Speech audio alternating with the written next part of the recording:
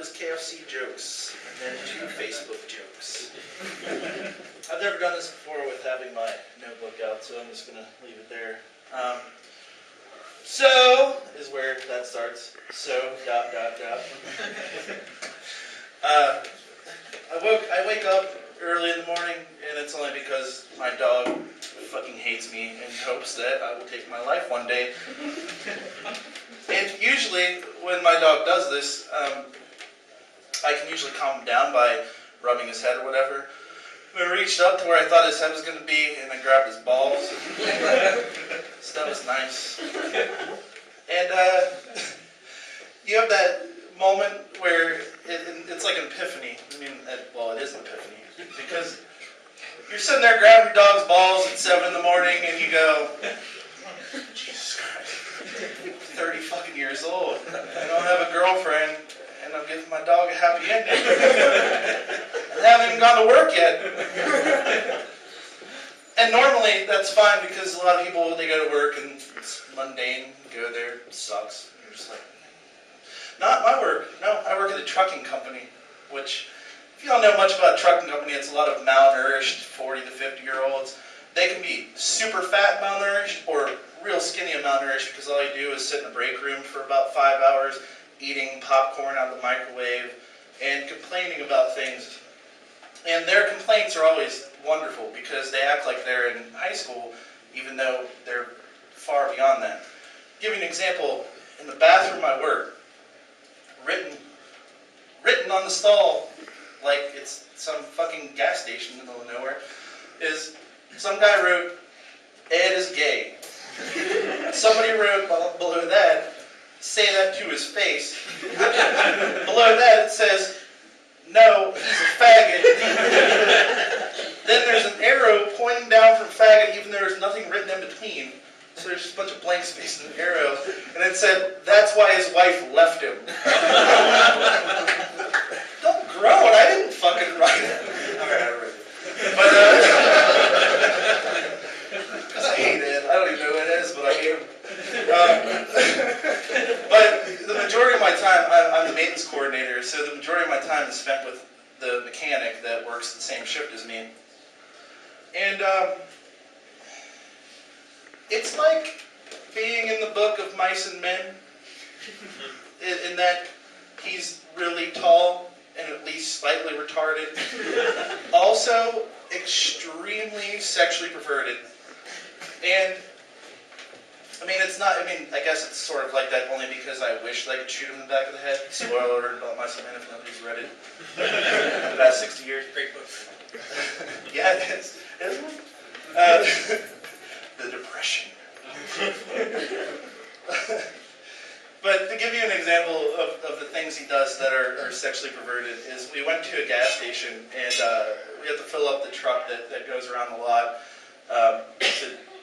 where he's supposed to be working on other trucks, but as you know, his maintenance sheet would say he's essentially just sitting there. I don't know exactly what he's supposed to be doing, but I'm assuming he's watching Cosby Show because there's nothing on his sheet. But we went to this gas station to fill up the truck, and the woman behind the counter, she wasn't unattractive, but she wasn't like real.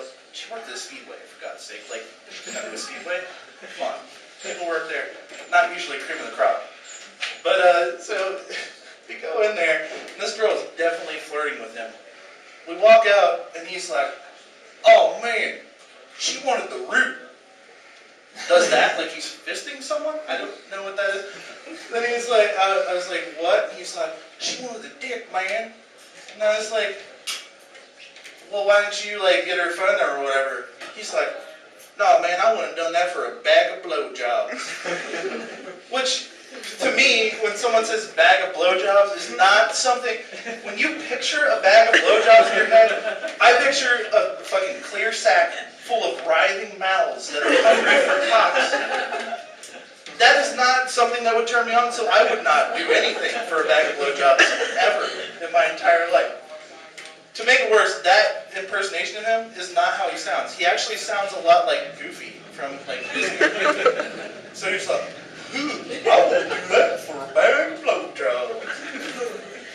But that's his like sexual side of things.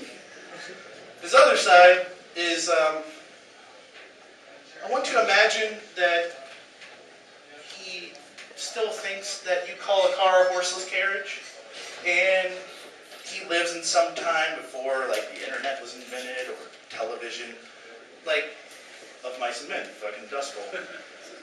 So, he'll talk about things. He's from Hillsborough, if you've ever, anybody from Hillsborough?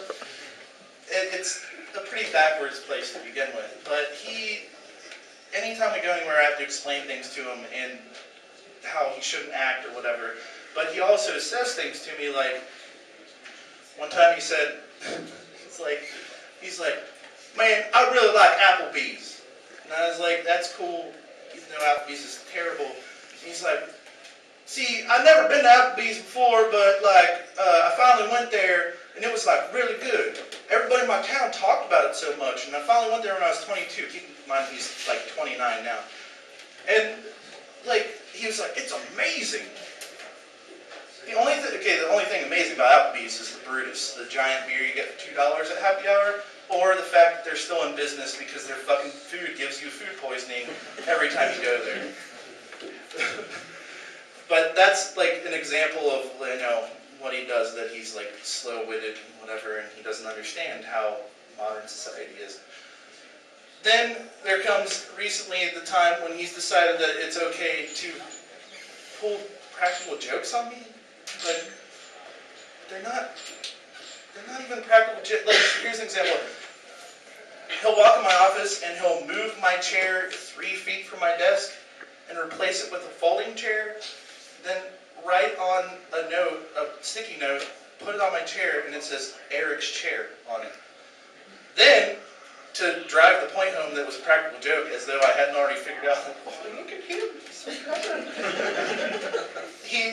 He'll call me on the two-way radio, and he'll be like, you like your chair? And it's like, nothing is that funny. But that's the height of his vindictiveness towards other people. Or, he's also done this, he'll take my pens and hide them under my keyboard. And then later in the day, he'll call me and be like, you like your pens? It's always, you like this thing? That doesn't even make any sense to me. So, essentially, the entire point to the story is that waking up and giving my dog a handy J, not the worst part of my fucking day. But I'm done. Thank you.